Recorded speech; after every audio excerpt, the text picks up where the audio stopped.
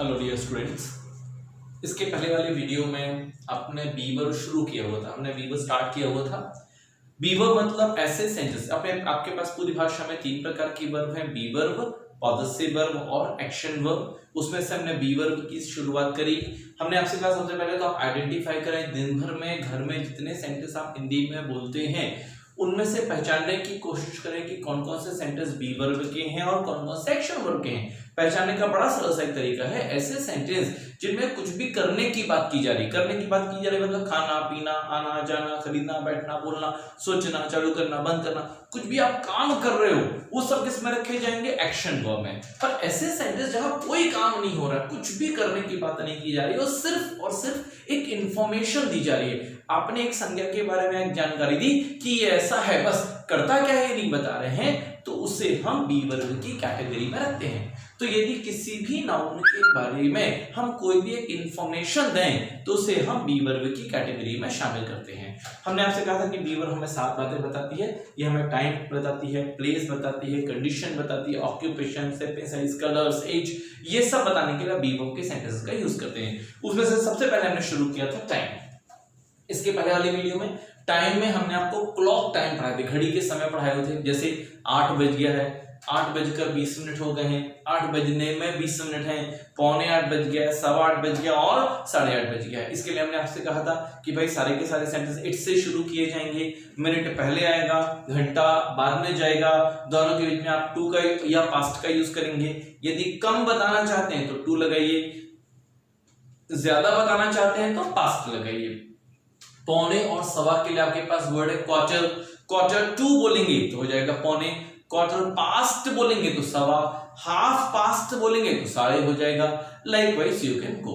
So this is the way of making the sentences. अब उसी series में हम आगे बढ़ रहे हैं, तो बी वर्ब में once again we are talking about time. फिर से हम टाइम की ही बात कर रहे हैं, पर अब यहां पर किन सेंटेंस को शामिल कर रहे हैं, जो हमें डे, मंथ, ईयर, फेस्टिवल और प्रोग्राम्स बताएं। तो ऐसे सेंटेंस जिनकी वजह से day, month, year, festival, programme ये आप बताते हैं, वो भी बी वर्ब की कैटेगरी में रखे जाएंगे और उन्हें इट से बनाया जाएगा। पर इसका मतलब ये नहीं कि कोई काम करने लगे, जैसे आप बोला भाई मंडे के दिन मैं स्कूल जाता हूं, ये इस कैटेगरी का सेंटेंस नहीं, क्योंकि जाना क्या हो जाएगी, एक एक्शन वर्ब। संडे के दिन मोहन ने मुझे इन्वाइट किया, डे आपने लिया है पर इनवाइट करना एक एक्शन वर्ब हो जाएगी, तो इस कैटेगरी में नहीं आएगा। तो यहां पर उन सेंटेंस को शामिल किया जाएगा जहां पर संज्ञा कोई काम ना करे और सिर्फ समय बताया जाए। जैसे आपने कहा, अब यहां पर हमने कुछ एग्जांपल्स लिए, जैसे आपने कहा आज मंडे है, आप बिल्कुल नहीं बोल रहे हो कि कौन क्या करता है, आपने सिर्फ एक इंफॉर्मेशन दी कि आज मंडे है, कुछ करने की बात नहीं की जा रही है। तो ये सेंटेंस इंग्लिश में किससे बनाए जाएंगे, इट से बनाए जाएंगे। अब आपने बी वर्ब देखी थी, प्रेजेंट में आप क्या लगाते हैं, इज, एम और आर, पास्ट में आप लगाते हैं वॉज या वर्ब, फ्यूचर में विल बी और शैल बी। तो जैसे आप बोला आज मंडे है, तो शुरुआत कैसे करेंगे, इट से। प्रेजेंट टेंस की बात करें तो क्या लगा देंगे, इज, इट इज, क्या है भाई मंडे, और आज के लिए क्या हो जाएगा, today, it is Monday today.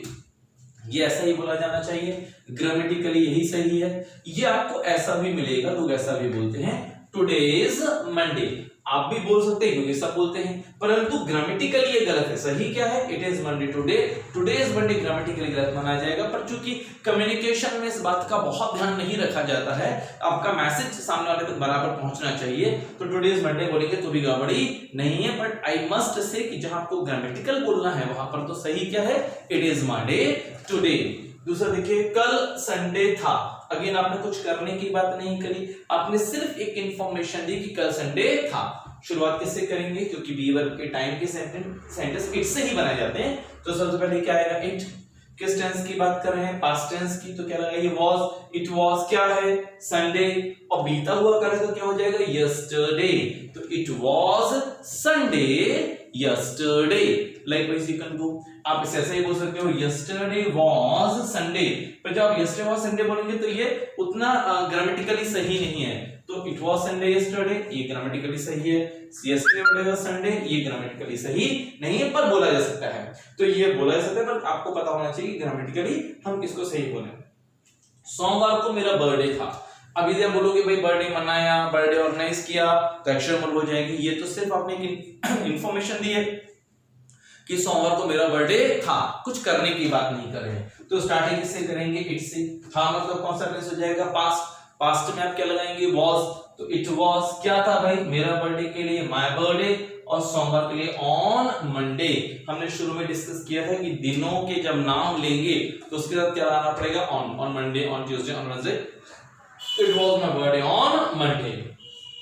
आज लास्ट क्लास है।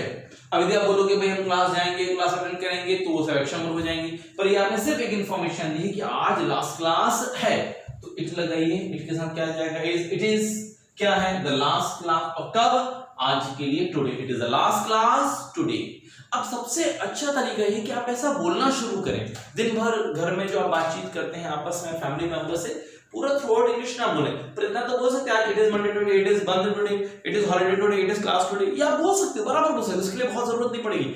जब तक बोलेंगे नहीं तब तक आपकी उस पर कमांड नहीं है कि एक दूसरा। अब तो हम व्हाट्सएप इतना यूज करते हैं, चैटिंग इतना करते हैं, उस चैटिंग में यूज कीजिए, कोई दिक्कत नहीं है भाई। It is holiday today, it is my exam today, लिखिए बराबर। क्योंकि मैंने देखा जब मैं मोबाइल में चैटिंग यूज करता हूँ तो लोग हिंदी में बड़ा हिंदी में इंग्लिश लिखते हैं, डबल ए जी आज सी छुट्टी है, ऐसा लिखते हैं। उसके से बेहतर क्या आप उसे इंग्लिश में ही लिखें, तो इट विल हेल्प यू और आपकी प्रैक्टिस बनी रहेगी, आप कभी नहीं भूलेंगे। तो सीखने का सबसे अच्छा तरीका ये है कि जो चीज आप पढ़ ले रहे हो उसे यूज करना शुरू करो।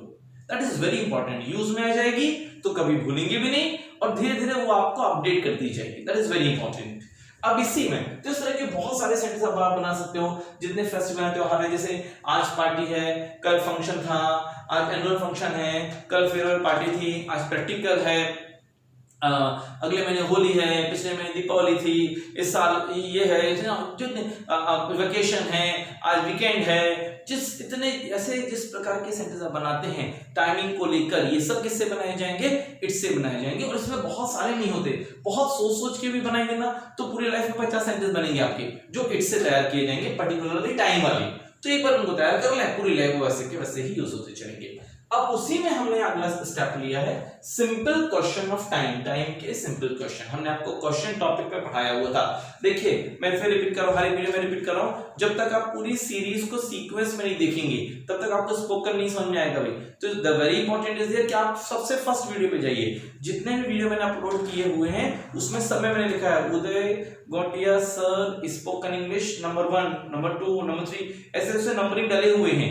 तो आपको नंबर से ही देखना पड़ेगा, सीक्वेंस से। यदि सीक्वेंस से नहीं देखेंगे तो आप बीच से कोई भी वीडियो उठा लेंगे तो आपको कुछ समझ में नहीं आने वाला है। तो बिल्कुल ग्रेजुअली जाइए। जो सेंटेंस मैंने होमवर्क में करने दिए थे उसको करिए, उसका वीडियो मिलेगा, उस नेक्स्ट वीडियो उसका सॉल्व मिलेगा, उसको सॉल्व कीजिए, मैच कीजिए। सीक्वेंस में चलेंगे। मैं बिल्कुल सीरीज पूरी सीक्वेंस से दे रहा हूँ। अभी तक ऑलमोस्ट 40 वीडियोस हो चुके हैं, सीक्वेंस में ही जा रहे हैं, तो उसी सीक्वेंस में आप देखते जाइए। तो अब हम आते हैं सिंपल क्वेश्चन। क्वेश्चन हमारे पास दो प्रकार के हैं, सिंपल क्वेश्चन और इंफॉर्मेशन क्वेश्चन। ऐसे क्वेश्चन जिनके आंसर यस या नो में होते हैं उन्हें सिंपल क्वेश्चन कहा जाएगा। हिंदी में सिंपल क्वेश्चंस क्या से बनाए जाएंगे? इंग्लिश में उस क्या के लिए व्हाट का यूज नहीं होगा, वर्ब को सब्जेक्ट के आगे लाना पड़ेगा। तो हिंदी में तो क्या लगाएंगे, इंग्लिश में वर्ब को कहाँ लाइए, सब्जेक्ट के आगे लाइए। जैसे क्या आज छुट्टी, क्या कल छुट्टी थी, आपने शुरू में क्या लगाया, इसका आंसर या तो यस में आएगा या फिर नो में आएगा। इनको हम सिंपल क्वेश्चन बोलेंगे। हिंदी में आप क्या लगाए हो, पर हिंदी का तरीका और इंग्लिश का तरीका बिल्कुल अलग है। इंग्लिश में यदि क्वेश्चन बनाना तो वर्ब को कहाँ लाना पड़ेगा आपको, सब्जेक्ट के आगे। अब देखिए क्या मिला आपको, छुट्टी थी तो आप क्या लगाएंगे, इट। इट के साथ आप यहाँ पे क्या लगाते, was. It was a holiday yesterday. अभी आप ऐसे ही करते, it was a holiday yesterday. अब आपको यदि क्वेश्चन बनाना है तो इट के बाजू में जो वॉज है उसको उठा के कहाँ लेके आ जाइए, आगे। तो क्या हो जाएगा, was it a holiday yesterday. तो हिंदी में शुरू में क्या लगाया गया है, इंग्लिश में उस क्या के लिए व्हाट नहीं लगाया जाएगा, सिर्फ वर्ब को सब्जेक्ट के आगे कर देंगे। तो was it a holiday yesterday. क्या ये सारे सेंटेंस में भी आप क्या लगाते जाइए और वर्ब को उठा के सब्जेक्ट के आगे लगाते जाइए, तो सबसे सिंपल क्वेश्चन बन जाएंगे। एकदम से बनाते ना बने तो सरल तरीका क्या है, पहले सिंपल सेंटेंस बनाइए, इट इज, इट वॉज लगाइए और फिर वर्ब को उठा के आगे कर दीजिए। हिंदी में वो कैसे शुरू हो जाएंगे भाई। जैसे क्या परसों एग्जाम होगा, होगा मतलब किस टेंस की बात कर रहे हैं, फ्यूचर। फ्यूचर में आपके पास दो वर्ब होते हैं, विल और बी। दो, विल मॉडल एक्चुअली और बी वर्ब। तो विल बी एक साथ नहीं है, विल अलग है, बी अलग है। तो सिर्फ विल में नॉट लगेगा, और विल ही क्वेश्चन बनाने के लिए आगे आएगा, बी को टच नहीं करेंगे, सिर्फ विल में नॉट लगाइए, विल को आगे लाइए। तो आप देखिए क्या परसों एग्जाम होगा, it will be the exam, परसों के लिए डे आफ्टर टुमारो। अब आपको बनाना क्या है, क्वेश्चन, क्वेश्चन बनाना तो वर्ब कहां आ जाएगी आगे, तो आपने लिखा इट विल बी, क्वेश्चन करना है तो इस विल को उठा के कहां लेकर आ जाइए, आगे। तो आपने विल को आगे लगा दिया, तो will it be, it will be था, अब क्वेश्चन क्या हो जाएगा, will it be the exam day after tomorrow. तो हिंदी में क्या लगाएंगे, इंग्लिश में क्या के लिए व्हाट नहीं लगाएंगे, वर्ब को आगे करते जाएंगे। क्या शाम को पार्टी है, अगेन शुरू में क्या मिल गया, इस क्या के लिए व्हाट नहीं लगाना है, वर्ब को आगे कर देना है। क्या शाम को पार्टी है, आप प्रेजेंट टेंस की बात कर रहे हैं, इट के साथ आप क्या लगा देंगे, it is the party in the evening. बनाना क्या है, क्वेश्चन, क्वेश्चन तो वर्ब कहां आ जाएगी, आगे, तो वही इसको उठा के आगे कर देंगे, तो is it the party in the evening. तो हिंदी में क्या लगाएंगे, इंग्लिश में सिर्फ वर्ब आगे आ जाएगी, तो इट इज क्या हो जाएगा, is it the party in the evening. क्या अगले महीने होली है, इसके आपके लिए भी व्हाट नहीं लगेगा, वर्ब आगे आ जाएगी। क्या अगले महीने होली है, तो प्रेजेंट टेंस की बात कर रहे हैं, इट के साथ क्या लगाएंगे, इज, इट इज, क्वेश्चन करना तो इज कहां आ जाएगा, आगे, तो क्या हो जाएगा, इज इट होली अगले महीने के लिए next month, is it Holi next month. तो बी वर्ब के ऐसे सेंटेंस जहां पर सिर्फ और सिर्फ टाइम बताया जाए, day, month, year, festival, programme बताए जाएं, उनको इट से बनाया जाएगा। प्रेजेंट के सेंटेंस है तो इज एम आ रहेगा, पास्ट में वाज वर, फ्यूचर में विल बी और शैल बी। शैल बी तो किनारे करते हैं, विल बी। क्वेश्चन तैयार करने हैं तो हिंदी में शुरुआत क्या से करेंगे, इंग्लिश में उसके के लिए व्हाट नहीं लगाएंगे, वर्ब को सब्जेक्ट के आगे लगाएंगे।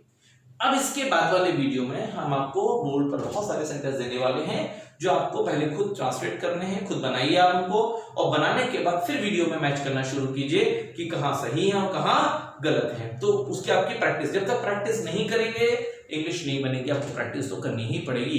तो अगले वीडियो में आपको बी वर्ब के कुछ सेंटेंस मिलेंगे जो आपको ट्रांसलेट कर रहे हैं और फिर वीडियो में जाके उनको मैच करना है। Thank you.